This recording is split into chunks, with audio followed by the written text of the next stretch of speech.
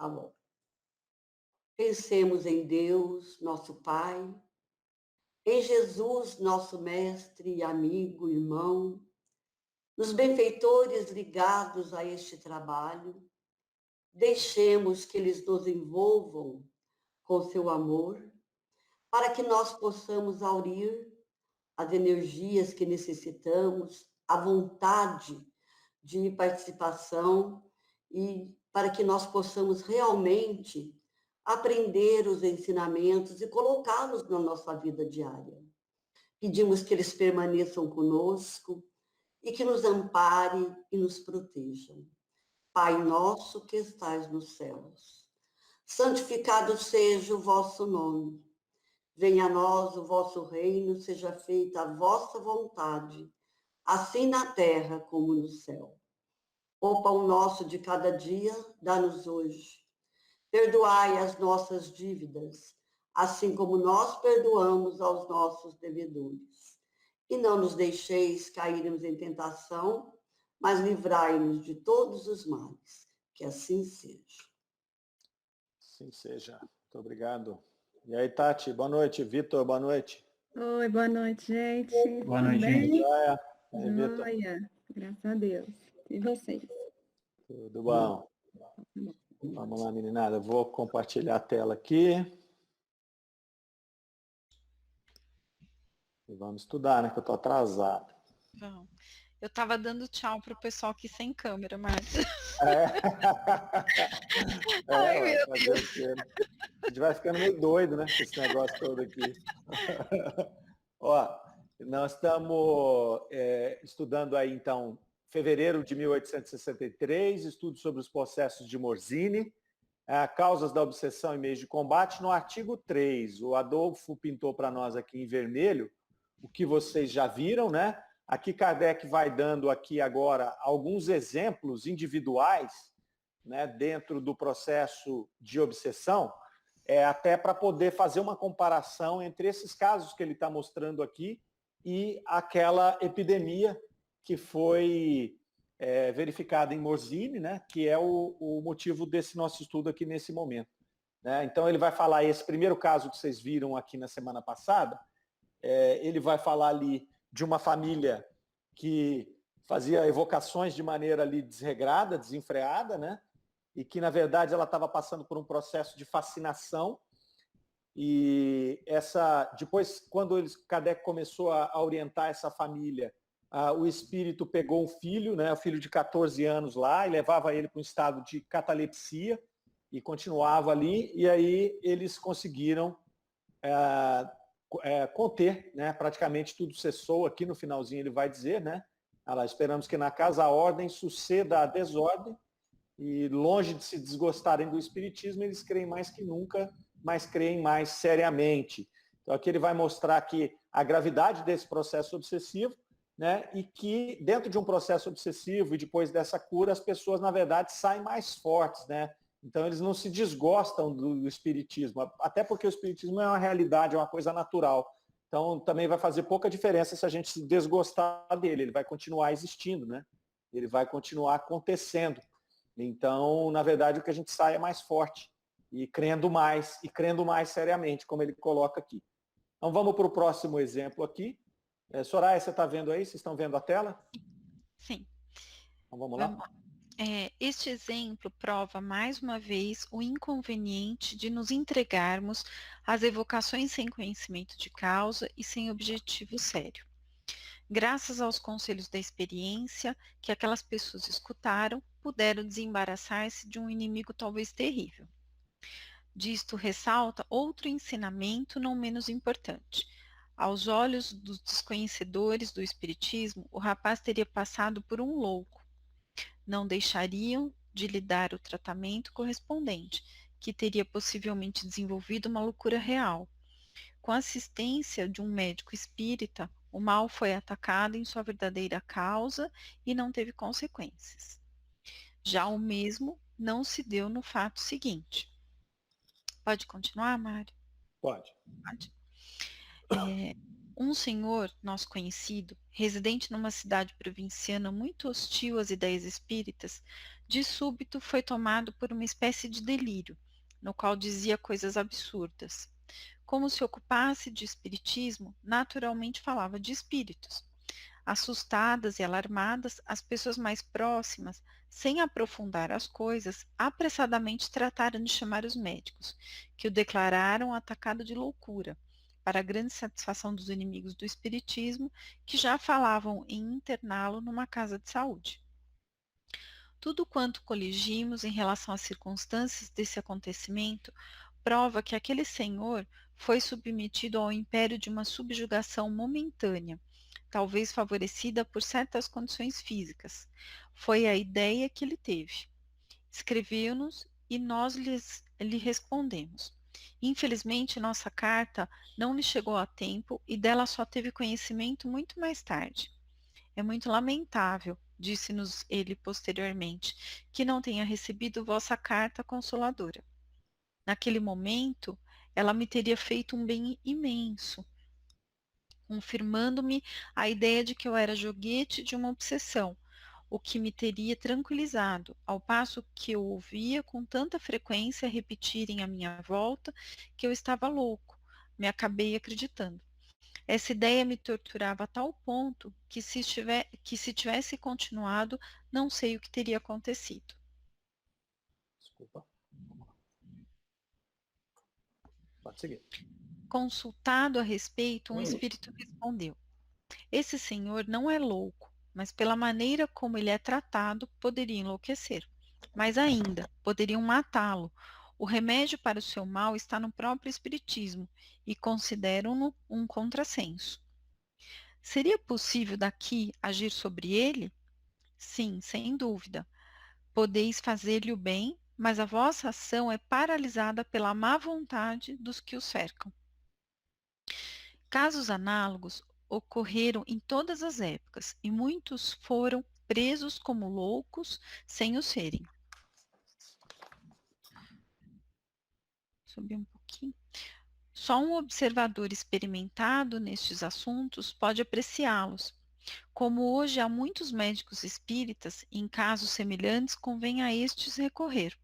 Um dia a obsessão será colocada entre as causas patológicas, como é hoje a ação de animais microscópicos, de cuja ação não se suspeitava antes da invenção do microscópio. Mas então reconhecer-se-á que nem as duchas nem as sangrias poderão curá-la. O médico que não admite nem busca senão causas puramente materiais é tão impróprio a compreender e tratar tais afecções quanto um cego o é para distinguir as cores. Muito bem, vamos dar uma paradinha aí, vamos comentar esse caso.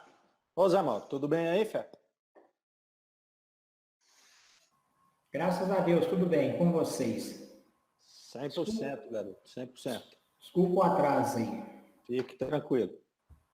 Bom, segundo caso aqui, Kardec vai falar desse senhor, né, desse indivíduo aqui. Antes de mais nada aqui, ele vai fechar aquele primeiro caso que vocês estudaram aqui a semana passada, né, falando lá dos inconvenientes de se entregar à questão mediúnica sem o conhecimento de causa e sem um objetivo sério, né?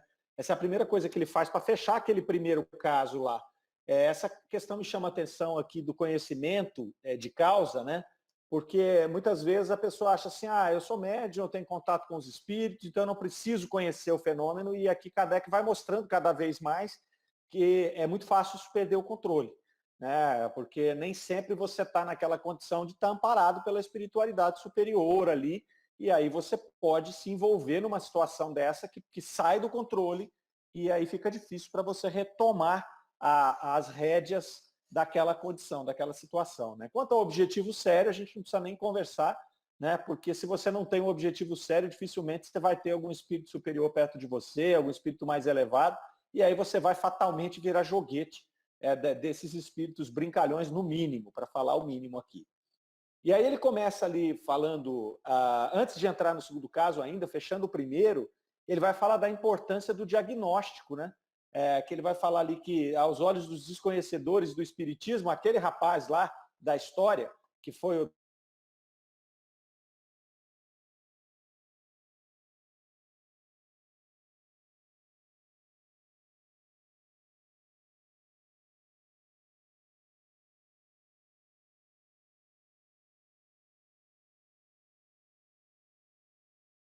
Porque às vezes a pessoa está com um processo de adoecimento que tem um fundo obsessivo, e se ele ficar só na medicina tradicional, os próprios remédios vão criar o que se chama de traço, né? Vão criar um traço nele, uma comorbidade, que às vezes ele vai até ficar com essa comorbidade talvez para o resto da vida. Se essa obsessão for muito forte, a medicação for muito forte, vai ficar com esse traço, vai deixar marcado nele, né? É por isso que a gente já falou outras vezes aqui, é por isso que a doutrina espírita entrou, né, na questão psiquiátrica, isso há tantos anos, há mais de 100 anos, porque era a única que tinha o conhecimento holístico dessa situação e sabia que vários casos desses tinham um fundo obsessivo, não é? E que mesmo que tivesse uma loucura física estabelecida ali, ela somada com o fundo obsessivo, ela fazia diminuir muito a possibilidade de tratamento convencional, de tratamento puramente químico, não é? Então é por isso que a doutrina espírita se aproximou disso.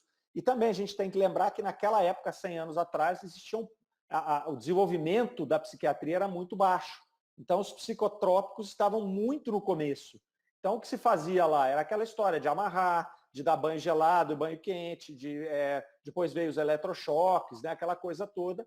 Isso tudo era falta de uma farmacologia adequada que permitisse controlar o indivíduo primeiramente e depois estabilizar e até, em alguns casos, promover a cura daquele processo que ele estava, daquele surto que ele estava. Né? Mas a doutrina espírita entra na vanguarda desse processo, oferecendo esse outro lado do tratamento. É uma pena que, ao longo dos anos, isso foi sendo deixado de lado, né?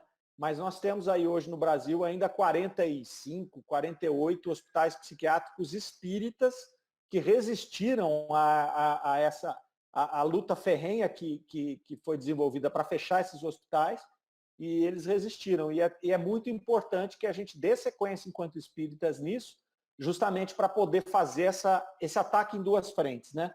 Na frente material e também na frente espiritual, porque aí o tratamento melhora muito, e Kardec vai dizer aqui, quando ele fala de um médico espírita, né? Com a assistência de um médico espírita, o mal foi atacado na sua verdadeira causa. Então a gente tem casos em que esse mal ele tem as duas fontes, tem casos em que ele tem só a fonte física e tem casos que ele tem só a fonte espiritual. Por isso que é importante, Kardec menciona aqui esse médico espírita. E aí ele entra no segundo exemplo aqui, que é um homem que foi tomado de uma espécie de delírio ali, né? E ele tinha, aqui ele fala até que ele tinha uma resistência pelas ideias espíritas, ele era, aliás, a cidade era hostil, né? Perdão aqui. A cidade era provinciana e hostil às ideias espíritas. E o homem era espírita, e, portanto, ele falava de espíritos. Então, aqui o pessoal caiu de pau, né? Você está vendo? Você vai se meter com o espírito, vai falar de espírito, você ficou louco. Isso era uma acusação muito frequente, né, por parte dos opositores da doutrina, de dizer que a doutrina espírita levava as pessoas à loucura.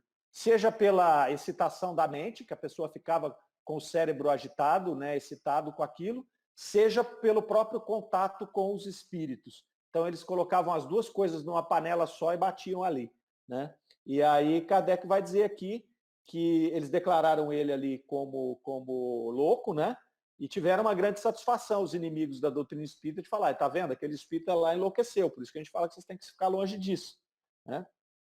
E é interessante aqui que Kardec está falando isso, e ele fala aqui, ó, tudo quanto coligimos em relação às circunstâncias desse acontecimento prova que ele foi submetido ao império de uma subjugação momentânea. Por que isso chama atenção? Chama atenção porque Kardec ele não fazia generalizações. Então ele vai falar que, ó, em relação às circunstâncias, então foi avaliado o caso desse indivíduo, né, observando os dois aspectos, o aspecto físico e o aspecto espiritual. Né? Então ele não fechava a questão, ele não dizia, não, olha, não é tudo obsessão ou é tudo físico. Não, nesse caso aqui ele faz essa observação que chama muita atenção, né, em relação às circunstâncias. E ele vai falar lá, ó, talvez, né, que ele estava submetido ao império de uma subjugação momentânea, talvez favorecida por certas condições físicas. Ele vai avançar e vai dizer que algumas condições físicas desse indivíduo podem tê-lo levado a, talvez, penso eu, né, e aí eu queria até ouvir vocês, a um enfraquecimento, talvez até físico, que tenha favorecido esse processo, né, de subjugação em que ele foi submetido aqui, né? Então, primeiramente, aqui, vocês gostariam de comentar alguma coisa sobre isso? Um de cada vez, por favor. Tudo em ordem? Tudo em ordem, vamos seguir. Isso Mário, Mário. Mário, Oi, presidente. e tem muitos casos de desobsessão que nós trabalhamos nas reuniões mediúnicas. O espírito obsessor, ele comenta a respeito desse caso. Ele fala assim, agora que ele já está mais velho e enfraquecido, ficou mais fácil. Uhum. Eles comentam muito isso. Agora que ele ficou mais velho e está enfraquecido, agora para nós ficou mais fácil. Porque a barreira física ela vai enfraquecendo, né, Zé Mauro? Vai enfraquecendo, Normalmente ela é substituída, imagino eu que normalmente ela é substituída pela sabedoria, né, pela presença de espíritos protetores, mas se não é o caso, eu acho que a gente vai ficando cada vez mais suscetíveis, né, a esse tipo de influência, né? Porque fisicamente a gente vai ficando mais vulnerável, né? E a maioria dos casos é esse que você comentou, né? Não tem essa condição, né, de presença de espírito mais elevada um pouquinho. São pessoas mais comuns, né? Perfeitamente. E a gente vai beirando a cova e o espírito já começa a desprender também, né? Então já começa a ter mais contato com o lado de lá, e aí dependendo da companhia que está lá, o bicho vai pegar, né? Aí a hora que você vai lá na caderneta, você está devendo mais do que você tem crédito, aí você vai ficando no vermelho, aí o bicho vai pegando, né? Aí que vai enfraquecendo mesmo. O Mário, inclusive, Irmão X também tem. Eu já li mais de um conto que ele fala isso, da influência que foi indo, de quando jovem não conseguia tanto, foi indo até quando ele envelheceu, ele tomou conta e aí acabou. Então, porque eu acho que as forças físicas, elas vai também, a nossa mentalidade vai, às vezes, diminuindo com a perda da nossa força física. Porque nós vamos perdendo um pouquinho da memória. Eu falo, memória é treino. Mas mesmo que seja treino, quando você... Eu falo por mim, que a gente vai chegando numa idade que a gente já não consegue gravar. Eu falava poesias com maior facilidade, decorar. Hoje, eu que não tomo cuidado, que eu não falo duas linhas. Então, a gente vai modificando mesmo, isso é natural. Então, se a gente não orar, não tiver o pé firme e se dedicar a um pouquinho, pelo menos, ao bem, nós somos muito influenciados, né, Mário? Com certeza. Não tem outro jeito, é cuidar mesmo, é estudar e fazer o bem, porque senão nós nos perdemos, sim. Para atrair boas companhias, né, Miss? Porque senão nós vamos ficar muito à mercê aí dessas, no mínimo dos espíritos muito comuns, né, que não têm interesses mais elevados. E aí a gente vai ficar aqui chafurdando aqui nesse mesmo lugar, né, marcando o passo. Marianinha, você ia falar alguma coisa? Não, assim, esse comentário que você fez procede. Agora, o que a Eunice está falando, eu estou pensando aqui, né? Ela tem razão. Mas o que nós precisamos fazer é construir a nossa vida sempre no bem. Sempre no bem, que são as nossas defesas, porque ainda que você perca a lucidez, eu já vi idosos desses que perdem a lucidez, assim, eles xingam, eles esbravejam, mas porque eles tinham esse hábito. Eles não adquirem. Eles tinham, e antes era camuflado pelo verniz social. Aí a hora que perde, aí ele solta, no popular, solta a franga. Se a pessoa tem um equilíbrio, se ela não tem esse hábito, não vai aparecer, não. Uhum. E mesmo estando enfraquecido com o corpo, assim, ela tem as defesas espirituais. Isso tanto é verdade que a minha mãe ficou doente 10 anos. A Marleninha conheceu minha mãe e a dona Rosinha também tem 10 anos. Mas a mamãe ficou doente 10 anos.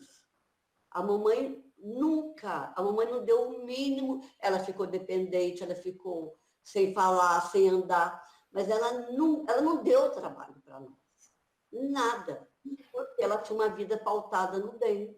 A mamãe era uma pessoa, igual, assim, dedicada ao bem, a criar, a ter família, porque ela não tinha outra opção a não ser essa, né? Não estudou, então ela era família. Teve 10 filhos, a mamãe teve. Então era aquela senhorinha mesmo, e não deu um pingo, a Marlene tem toda a razão, porque ela não deu um pingo de trabalho, nunca falou um palavrão. É isso que eu estava pensando, da sua mãe, da minha mãe e outras velhinhas aí.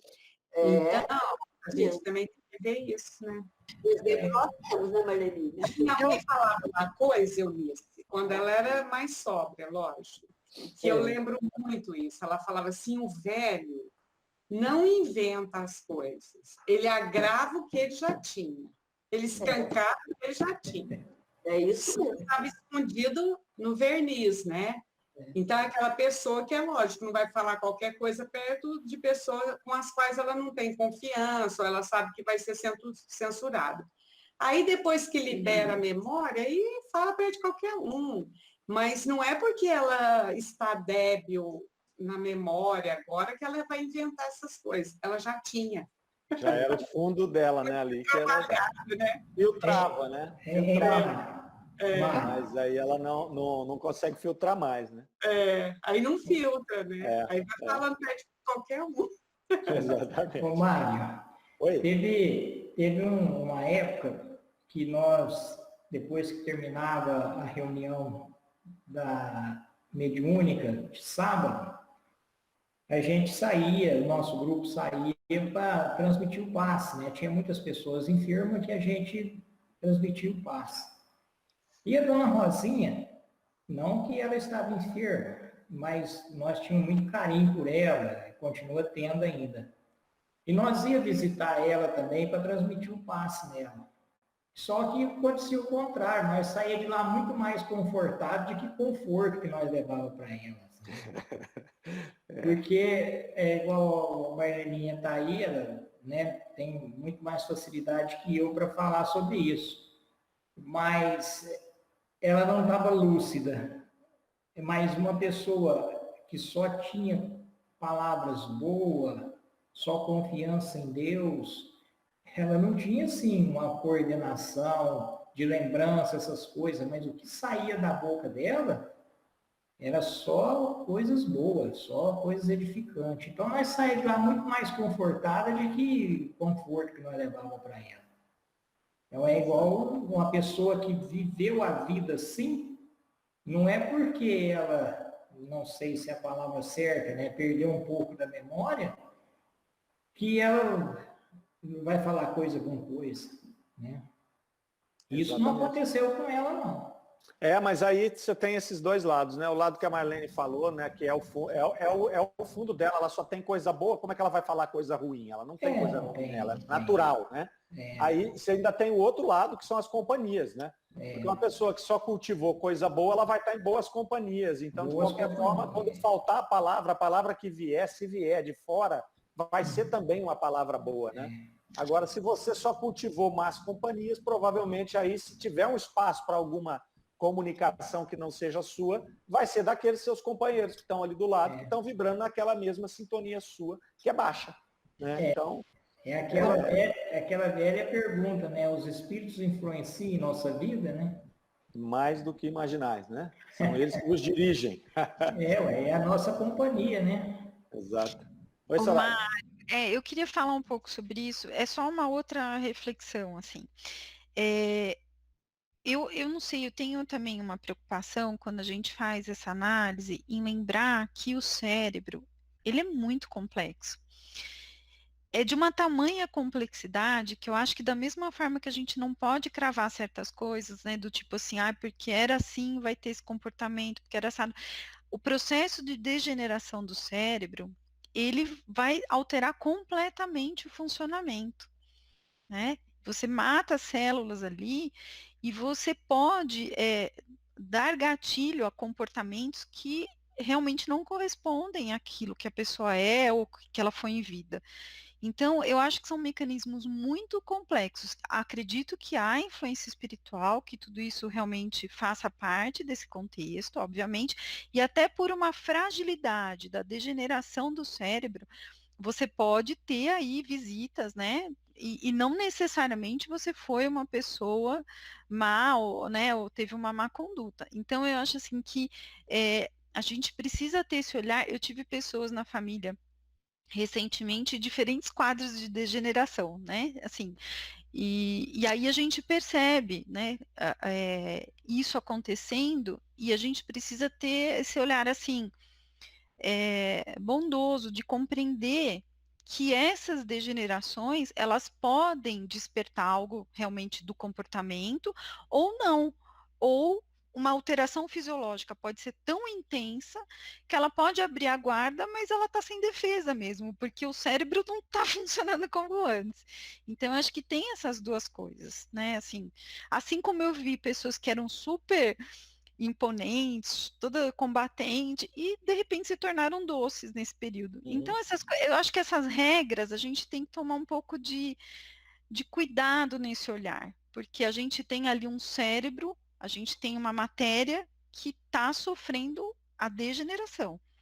E a gente tem a influência espiritual, tem as duas coisas. E tem o que a pessoa é, né? O espírito. Então, é muito complexo, eu acho, para a gente compreender, analisando numa única perspectiva. É só uma opinião, assim. A sua observação é muito boa, todas aí foram muito boas, acho que enriqueceram bem aí o nosso entendimento sobre essa questão, né, dessa influência física nesse processo todo, a partir da degeneração do corpo, né, que é o que a gente está falando aqui, né, no caso do envelhecimento. Tem tudo isso aí que a gente falou, né, a Soraya fechou bem aí. Tem até um caso interessante de uma pessoa, não sei se vocês já viram aí, que uma pessoa que um vergalhão atravessou o cérebro dela, na parte frontal. Isso é um caso bem antigo. Quem colocou isso uma vez para nós lá no Pestalozzi foi o Décio Iandoli, numa palestra dele, e ele estava mostrando, o vergalhão atravessou o cérebro da pessoa e ele desenvolveu tipo de uma psicopatia, o indivíduo. Ele perdeu a empatia pelos outros seres, ele não morreu, porque aquilo não pegou nenhuma área vital dele, ele ficou, aquele ferro foi enfiado nele, tem os raios-x dele com aquele vergalhão ali, mas ele perdeu a empatia, ele ganhou traços de um psicopata, né? Então é interessante, ele faz essa linha de raciocínio aí, Soraya, bem dentro da sua mesmo, né? Porque é um órgão muito complexo, muito nobre, e que a gente não conhece quase nada dele ainda, né? Então tem todo esse componente aí, né? Tem o componente espiritual, tem o componente físico que facilita as influências espirituais, tem as companhias que a gente tem essas mudanças naturais, né? Tem o que a gente tem de fundo, né, que é o que a Marleninha falou ali também. Se é uma pessoa que já era uma pessoa mais, né, voltada para falar palavrões e tudo mais, quando ela perde o filtro, ela vai falar mesmo. Né? Então, tem tudo isso aí. Realmente um assunto bem, bem complexo. Né? A Soraya aqui está falando, fez um comentário aqui com a gente já há um tempinho aqui. Ó. A Soraya não, perdão, a Sueli. Ela coloca aqui, ó. Já ouvi que os pacientes de hospitais psiquiátricos são médiums que não desenvolveram, por algum motivo, pela própria patologia, ou são obsediados. Lá no hospital psiquiátrico, Sueli, nós vamos encontrar tudo. Né? Nós vamos encontrar gente que tem problema só físico, que é um problema mental mesmo, que o remédio vai resolver. Nós vamos encontrar pessoas obsediadas que têm problema físico, médiuns que não desenvolveram e, portanto, ficaram obsedados. A gente tem todo jeito, tá? Não dá para a gente generalizar, é muito temerário isso, até porque não existe mesmo. São mais diversos os casos. Né? Tem caso que tem os dois, e aí você vai tratar os dois, você dá o psicotrópico de um lado, faz o tratamento espiritual do outro, e por aí vai. Né? Não dá para a gente generalizar, não. E aí, eu acho que a colocação, assim, que a Soraya trouxe é muito pertinente, a gente tem que estar ciente disso também, né? Nós demos esse exemplo, Eunice e eu, mas na realidade, como diz, jogou a lente numa coisinha que a gente conhece, né? Agora, lembrando sempre que quando nós estamos encarnados, nós estamos para viver aquela experiência dessa encarnação. Isso a gente não pode perder de vista, né? Que é uma experiência muito preciosa. preciosíssima, né? Aí você vê o exemplo que o doutor Décio trouxe. Agora, pode ser uma hipótese, imagina, né? Se o doutor Décio falou e às vezes ele nem comentou isso, que essa pessoa já tinha um comprometimento. Aí mexeu no cérebro e o espírito, claro, se ele não tem a ferramenta, não tem jeito. Então, você pega um exímio piloto e tal, mas se ele não tem o avião, ele não pode pilotar. Não tem jeito, é impossível. E ele não vai voar sem o avião, né? Então, é complicado. Ele faz essa colocação, viu, Marlene, para trazer, ele estava trazendo ali a importância do acho que é lóbulo frontal, né? Do nosso frontal, da parte frontal do cérebro, né? Do acesso que o espírito tem aqui nessa parte frontal, que é justamente onde está a parte afetiva, a parte espiritual, a parte criativa, essa parte toda, né? Então ele coloca... Emocional, né? Emocional, E essa mudança de comportamento dele foi, como você bem colocou, né, uma avaria da máquina. Né? O espírito dele podia até tentar acessar, mas não conseguia, como a Soraya bem colocou. A máquina está avariada, ele não tem um avião para pilotar, então ele pode saber pilotar, mas não rola. E aí a gente tem, né, dentro dos problemas físicos de toda a natureza, esse fundo, né? O espírito voa, o espírito, às vezes, ele é super inteligente, ele vem no corpo de um idiota, que é justamente para fazer o que você falou agora, Marlene, que é passar aquela experiência, desenvolver outras coisas, né? Ou até uma prova ou uma expiação, através dessa limitação dessa ferramenta que ele tem naquele momento, né? Aquela que vai travar essa expressão desse espírito que podia muito mais, né? Ô, Mário. Mas, novamente, sem generalizações, né? Porque tem gente que é limitada mesmo, porque o espírito já é limitado também, né? Senão a gente põe a culpa tudo no corpo físico e esquece, né, que tem que ralar o espírito aí. Oi, Lucélia. Então,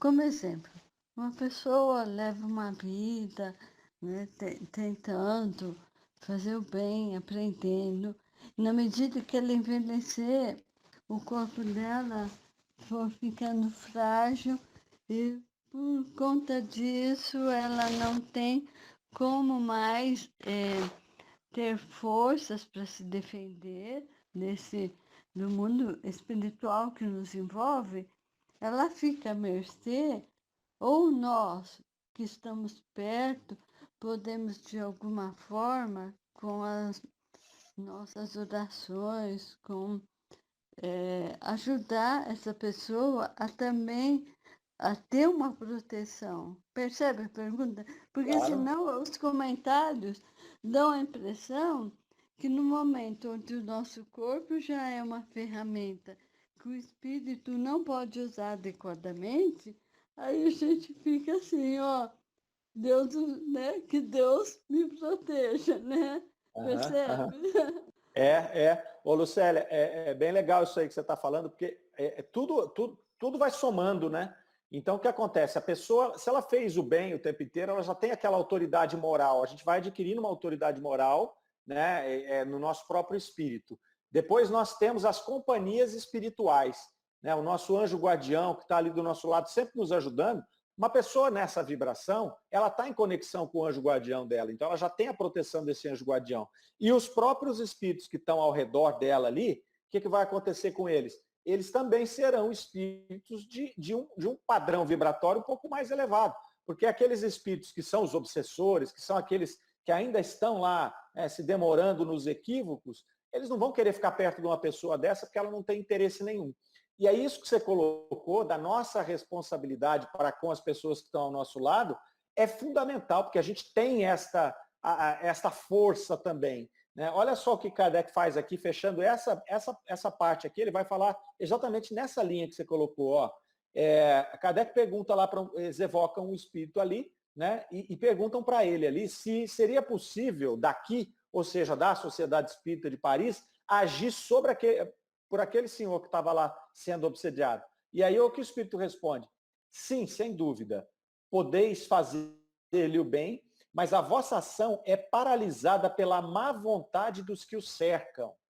Então, quer dizer, aquelas pessoas que estavam ali junto dele, e aí eu imagino eu que ele está falando aqui dos encarnados, elas agiam com muita má vontade. Então, elas não criavam um ambiente fluídico favorável para essa ação ser realmente efetivada ali, né? O que o Espírito comenta aqui. Se vocês lembrarem, quando nós falamos lá umas 3 semanas atrás, nós falamos de um rapaz também que estava com processo de obsessão e era numa manifestação física. E aí o Espírito também, se não me engano, foi São Luís, que disse que os pais tinham pouca força moral, né, e não ajudavam o menino a se desvencilhar da obsessão. Então, aqueles que estão à volta, como você bem colocou, nós somos todos responsáveis por esse padrão vibratório que vai ajudar ou atrapalhar essa pessoa que está do nosso lado. Né? Também a gente já estudou aqui sobre a questão do ambiente fluídico, né, que começa em nós, que espalha para a nossa casa, que espalha para a nossa cidade, que espalha para o nosso país, que espalha para o nosso globo. Então, veja, se eu dentro da minha casa crio um ambiente fluídico favorável, qualquer ação dessa que venha de benfeitores espirituais ou de pessoas que estão ali orando, vibrando por aquela pessoa, vão chegar, né, mais favoravelmente, porque o ambiente fluídico é esse. Senão nós vamos criar, também nós vimos aqui, lembra da névoa que o médium viu lá e tinha uma névoa em volta do corpo físico do médium, que os raios do espírito superior não passavam por ela? Então é isso que a gente tem que fazer, dissipar essa névoa através da melhoria do nosso ambiente fluídico para receber. É o que Kardec fala aqui, o Espírito fala, né? Que se não fosse a má vontade dos que o cercam. Então essa má vontade cria essa névoa e não permite que a ajuda viesse lá daqueles que estavam vibrando por ele. Né? Então a gente vai lá, faz uma ficha no Luz e Amor para ajudar determinada pessoa. Mas se nós, na nossa casa, a gente não entrar numa sintonia, nós vamos dificultar as vibrações daquele grupo a chegarem naquela pessoa, porque o ambiente fluídico não é favorável para essa intervenção. Por isso que muitas vezes, quando vai fazer uma cirurgia espiritual, por exemplo, ou uma intervenção de uma vibração específica, a pessoa fala, olha, tal hora, vocês entram em oração lá, né, coloca um copo de água, coloca alguma coisa, não é isso? É para quê? Para criar um ambiente fluídico favorável a essa intervenção que vem de fora. Tá? Então, eu penso que é dessa maneira, certo? Algum comentário? Vocês estão me ouvindo? Sim. Sim? Então tá. Então vou mandar mais um tiquinho, gente. Vamos lá. Se alguém quiser falar, quer falar, Soraya? Não. Não, eu acho que é tão importante, né, tudo isso, e é tão complexo, e eu acho que tudo que foi falado traz para a gente, cada vez mais a gente se aprofunda, né? Então, você vê como o nosso olhar se amplia quando a gente coloca essas discussões, né? Então, um olha para um lado, outro. Então, a gente vai encaixando, é como se fosse um quebra-cabeças, né? E o olhar vai ampliando, assim, a gente vai tendo, eu acho que como que eu vou dizer? Uma lógica, né? E você vê que tudo que a gente fala, a gente acaba seguindo a lógica de Kardec, né? Nada se fecha você não pode cravar que seja de tal forma, né? Não existe uma regra única para tudo. Exato. Eu acho que essa é a beleza, é essa diversidade, essas possibilidades todas, né, que nós todos temos aí a enfrentar como indivíduos, né, em evolução. Então, para cada um é essa evolução única, né, e como que a interação do espírito com a matéria e a inter-relação do espírito com o plano espiritual, né, com os outros espíritos, como tudo isso forma, né, vai dar um resultado, né? Nada é isolado, tudo está interagindo. Então, eu fico assim, eu gosto de ouvir essas coisas, eu gosto de aprender, porque parece que cada vez mais a gente amplia, e quando a gente olha para os indivíduos e vê a evolução de cada um, a gente passa a torcer por cada um, né? Fala, ó, eu estou torcendo para cada um, né, de nós aqui, todos, para a gente enfrentar essa jornada aí. Não, muito legal. Envelhecer bem, né? Não é? É um desafio, né, Marlene? Vou fazer um spoiler que fala, né? O Jamil pediu para eu fazer um trabalhinho uma live, aquela que ele faz aos domingos, e eu mesma dei esse assunto aí, que é a finitude, né? A finitude e a espiritualidade, ou seja, a morte, né? E aí, essa semana eu só estou estudando e lendo sobre isso. Vou falar também no grupinho da Andréia no sábado. Já fica isso, o convite, viu, gente? Então, ontem eu estava ouvindo um médico brasileiro, mas ele já estudou em vários lugares do mundo, e ele faz essa observação, que como hoje nós estamos envelhecendo mais, né, de primeira pessoa morrer, 60 anos era muito, era lucro. Hoje você já tem...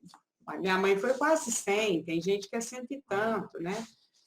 E aí ele fala, aqui no Brasil tem um problema, a gente separa as pessoas, criança com criança, jovem com jovem, adulto com adulto, idoso com idoso, e fica abandonado o idoso. E isso é negativo.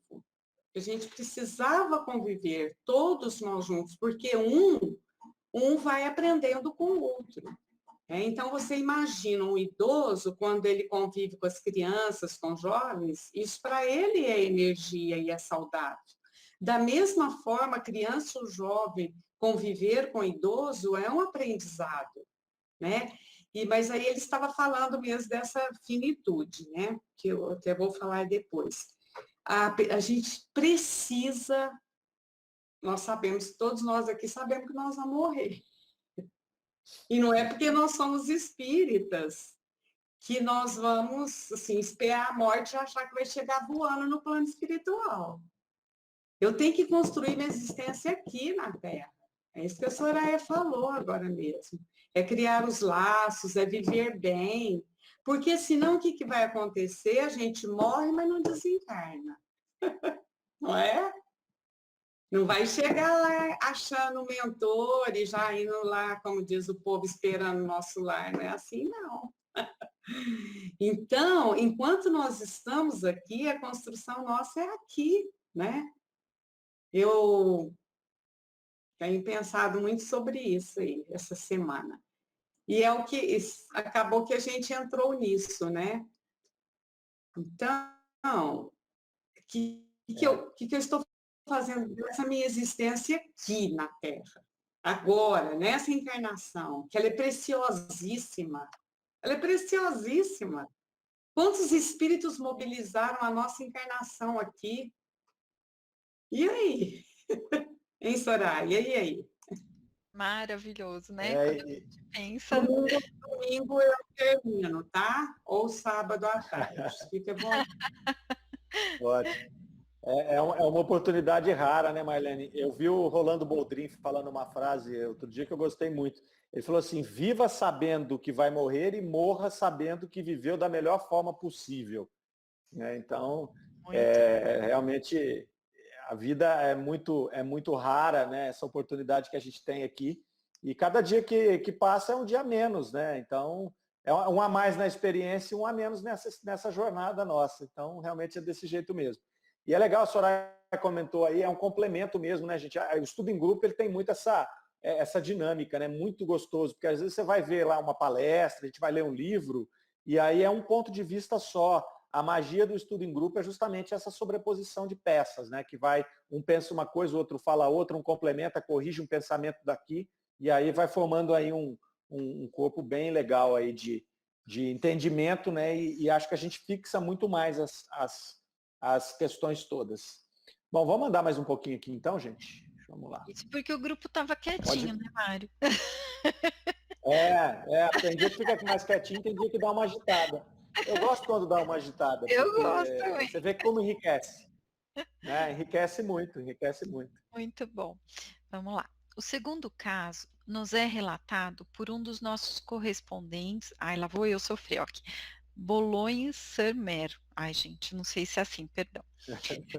Uma mulher de um marinheiro desta cidade, de 45 anos, está há 15 anos sob o domínio de uma triste subjugação. Quase todas as noites, sem executar as do período de gravidez, sem excetuar, perdão, as do período de gravidez, ela é despertada por volta da meia-noite, tomada de tremores nos membros, como se sob a ação de uma pilha galvânica. Seu estômago fica comprimido, como que num círculo de ferro e queimado por um ferro em brasa. O cérebro, num estado de exaltação furiosa, e ela se sente arrancada se seu leito, deve ser de seu leito, né? E depois, por vezes, seminua.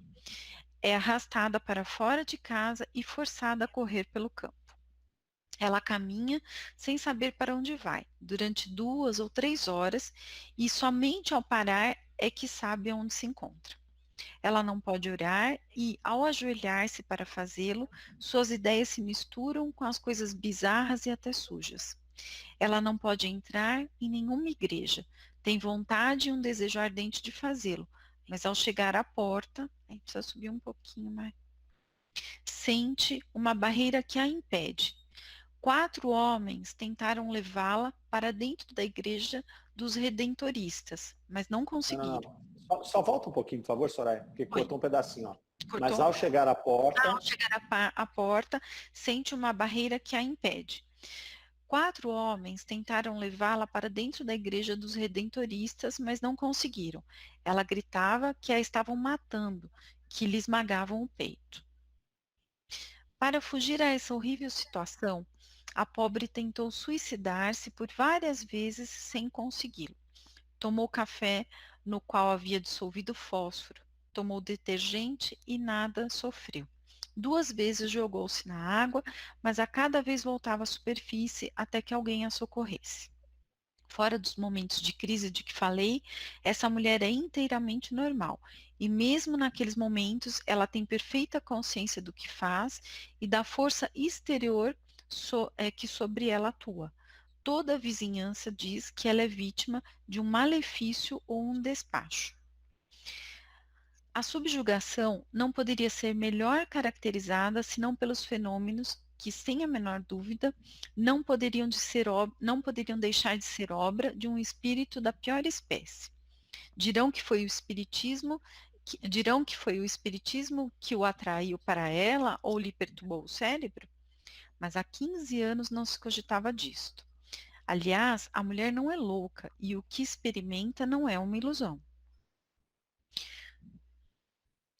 A medicina ordinária não verá nesses sintomas senão uma dessas afecções a que dá o nome de nevrose, cuja causa ainda lhe é um mistério.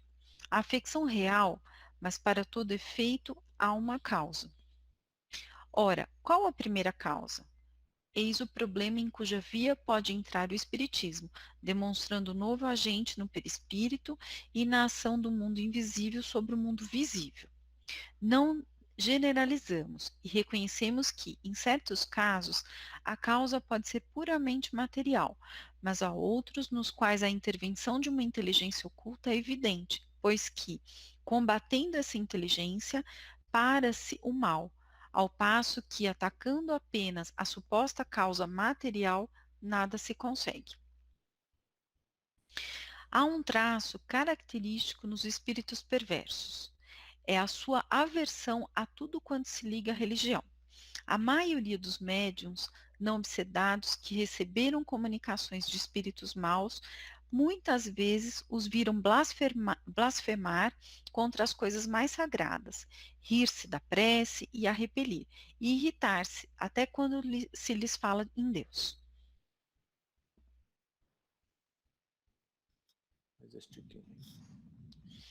No médium subjugado, o espírito disposto de cerca de 1/3 do corpo para agir exprime seus pensamentos, já não pela escrita, mas pelos gestos e palavras que provoca no médium. Ora, como nenhum fenômeno espírita pode produzir-se sem uma aptidão mediúnica, pode-se dizer que a mulher de quem falamos é médium espontânea, inconsciente e involuntária. A impossibilidade em que se encontra de orar e de entrar na igreja vem da repulsão do espírito que dela se apoderou, pois sabe que a prece é um meio de fazê-lo largar a presa. Ok. Beleza, vamos comentar um pouco sobre isso aqui. Deixa eu parar essa apresentação.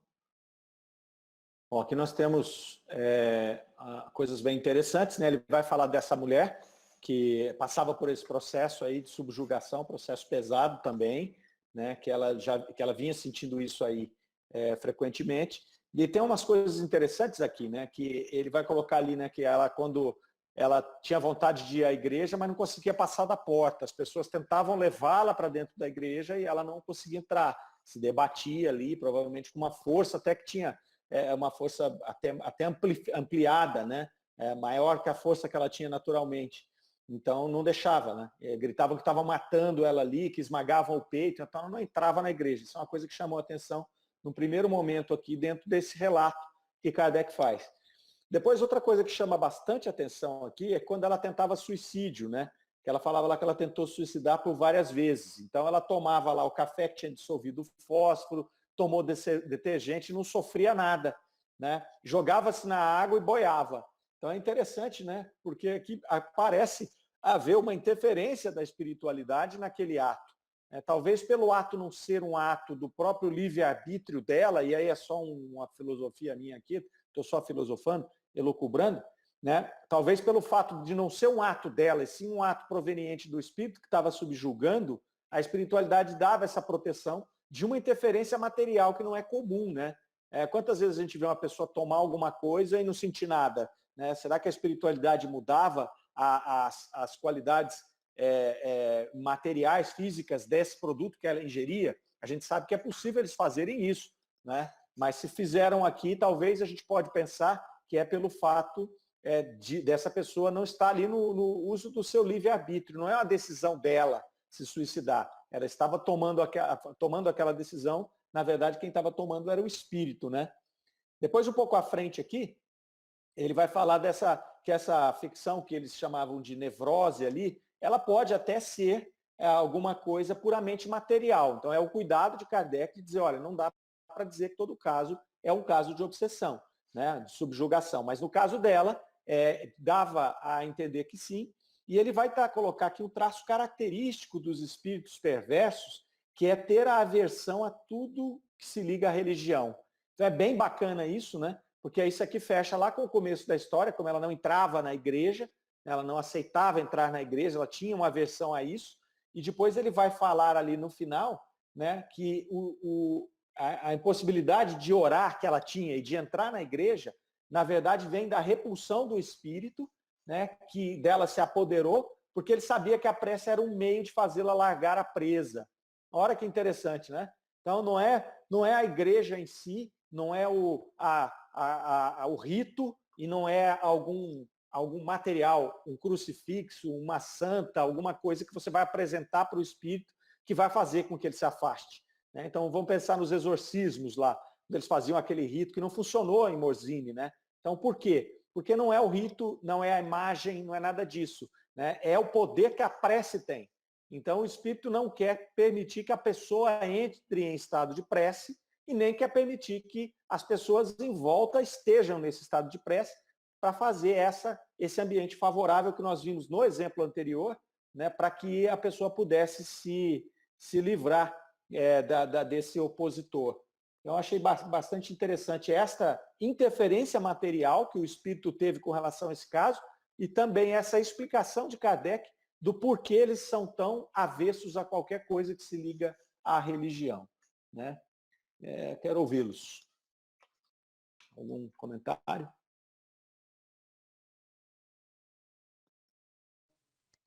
Mário, com essa intervenção material por parte dos bons espíritos, a gente entende que há um limite para a intervenção dos espíritos imperfeitos sobre nós, aqui no plano material. Há um limite onde eles podem chegar, ou seja, eles não podem machucar a pessoa fisicamente ou provocar a morte dela. Percebe a pergunta? Percebo sim, Lucélia, e eu concordo com essa pergunta de que há um limite, né? Vários espíritos, eles vêm dizer isso, né? Sobretudo na revista tem muitos casos em que os espíritos vão dizer que não é permitido fazer isso, não lhes é permitido esse tipo de intervenção mais física. Já pensou se fosse né? Os casos de obsessões mais severos aí, onde a gente tem espíritos que são inimigos de séculos, né? Então, o que acontece aí? Esses espíritos poderiam simplesmente dizimar, acabar com a nossa vida, né? Porque eles, principalmente se eles forem espíritos que tiverem já esse conhecimento do domínio que eles podem ter sobre a matéria. Então, há um limite, sim, a espiritualidade que está ali coordenando o processo de reencarnação, a nossa encarnação, ela é assistida, nós temos o nosso planejamento espiritual, nós temos o espírito protetor, nosso anjo guardião, então isso vai fazer com que haja esses limites, né? Mas aí vai entrar o nosso livre-arbítrio também, as nossas ações, os nossos prós e contras, que vão fazer esse caldo todo aí. Né? Eu gosto dessa intervenção aqui, porque dá a entender isso, né? Como não é fruto do livre-arbítrio dela, então parece que tem essa intervenção espiritual que vai ajudar até fisicamente a ela não desencarnar, né? Agora, se fosse uma coisa dela, eu quero fazer isso, do espírito dela fazendo, não teria esse tipo de proteção. Né? Os casos de suicídio que a gente vê por aí. Né? A Sueli está perguntando ali se quando ela estava grávida não ocorria. Ocorria sim, tá? A frase aqui é assim, ó, sem excetuar as do período de gravidez. Então ela tinha lá quase todas as noites, ela tinha o problema, sem excetuar as do período de gravidez. Então grávida ela tinha também o mesmo problema, tá? Ela era cometida por essa obsessão aí. Mais algum comentário, pessoal? Se não, estamos aqui fechando hoje, já são 8 horas, e aí nós voltamos para concluir esse artigo na semana que vem. Ok? Então, abração para todo mundo aí. Semana que vem estamos de volta. Mesma bate-hora, mesmo bate-local. Boa noite, gente. Abraço. Obrigada, boa noite. Boa noite, todo mundo. Tchau, boa noite. Boa noite a Fiquem com todos. Deus. Obrigada.